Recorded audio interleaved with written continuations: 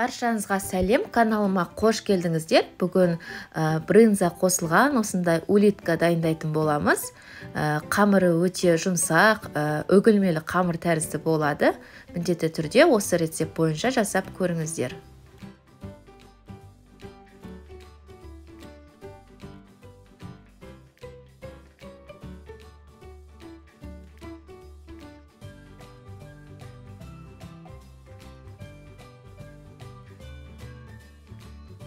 Алдымен електен өткізілген ұнға тұз, сұйық май және суды қосып, жұмсақ қамыр илейміз.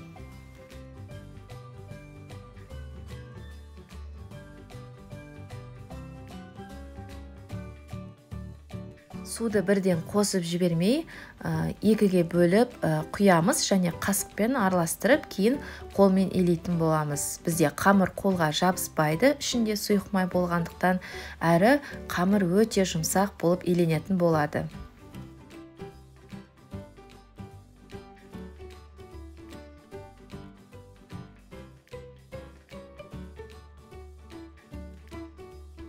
Қамыр осындай жұмсақ, қолға жабыспайтын болып шығады, бетін жауып, жарты сағатқа тынғанша қалдырамыз.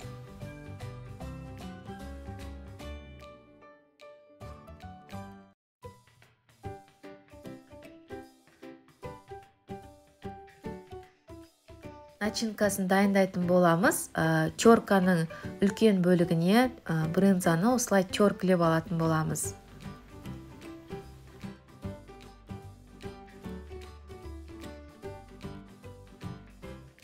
Барлығын теркілеп болғаннан кейін, егер бізде брынза тұзсыз болса, кішкене тұз қосып жіберіңіздер.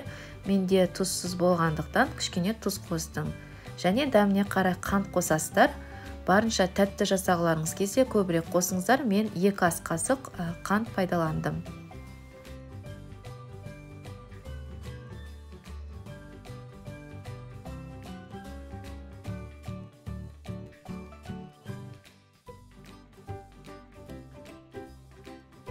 Және бір жұмыртқаны пайдаланамыз. Егерде араластырған кезде бізде начинкамыз кішкене қою, дұрыс араласпай тұрса, кішкене сүт қосып жіберсеңіздер болады. Немесе тағы бір жұмыртқа қосып жіберсеңіздер болады.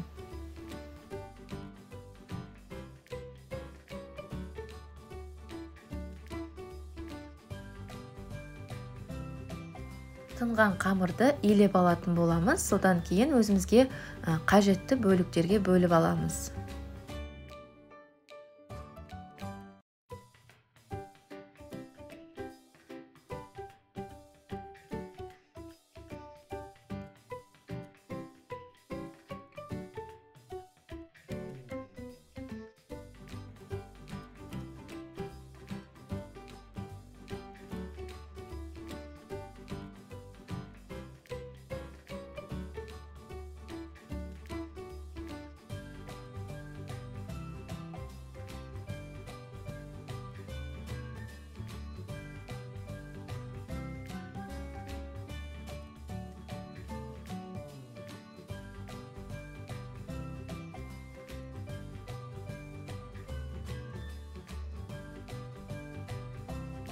Қамырды осылай бөліктерге бөліп аламыз және осылай қолмен дөңгелекше жасап аламыз. Барлығын жасап болғаннан кейін бетін салафан жауып, тағы да 10 немесе 15 минутқа қалдырамыз. Сол кезде бізде қамыр тез әрі жұқа болып жайылатын болады.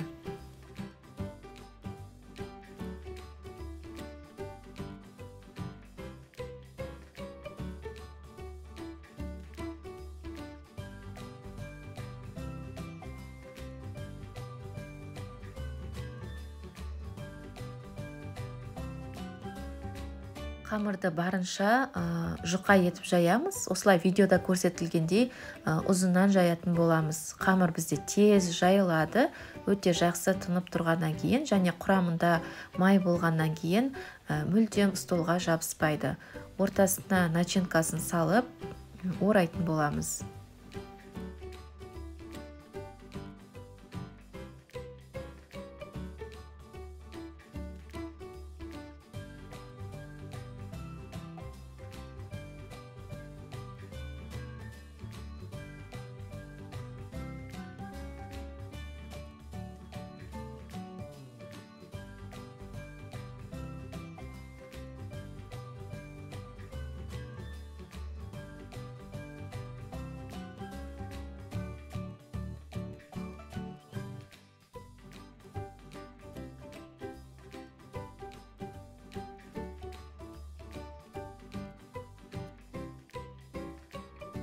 Осылай видеода көрсетілгендей улитка тәрізді орайтын боламыз. Және бізде қамырдың құрамында сұйық май болғандықтан бір-бірінен жабыспай ажырап кетіп тұрады. Сондықтан осылай бір-біріне жақын орналастырып қоямыз. Пісіретін кезде де осылай қоятын боламыз. Қамырды осылай жаямыз. Тағы да бір талдап осылай қамырды жайып отырғыларыңыз келмесе, қамырды тек екіге бөліп, етке жайған қамыр тәрізді жайып, барынша жұқа етіп жайып, пышақпен ұзыннан кесіп, начинкасын салып жасай берсеңіздер де болады. Олай жасасаңыздар тез әрі жеңіл болады.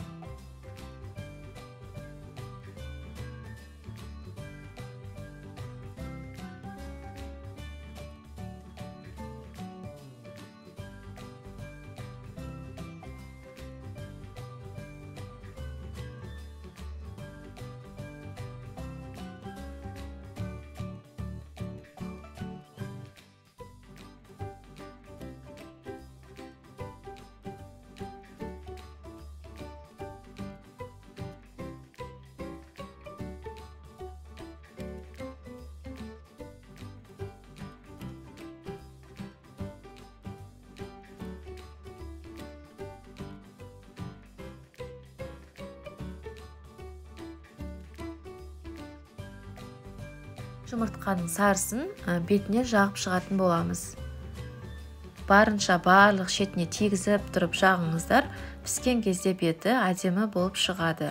Бетіне кунжут, мак немесе тмин теуіп қойсаңыздар, әдемі болып тұрады. 210 градус қызып тұрған пеште шамамен 25-30 минуттай пісіріп алатын боламыз.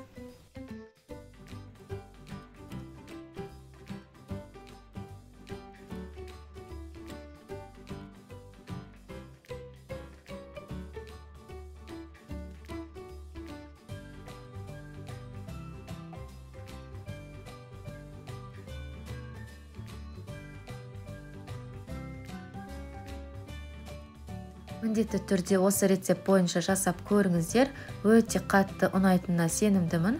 Қамыры өте жұмсақ, үгілмелі қамыр тәрізді болып шығады. Және видеоны соңына дейін қарағандарыңызға рахмет. Каналға тіркеліп, лайк басып, комментарий қалдыруды ұмытпаңыздар. Және арнамда қандай да бір рецепт көргілеріңіз келсе, комментарийге қалдырып кетсеңіздер, мен міндетті түрде жасап салып қоятын боламын.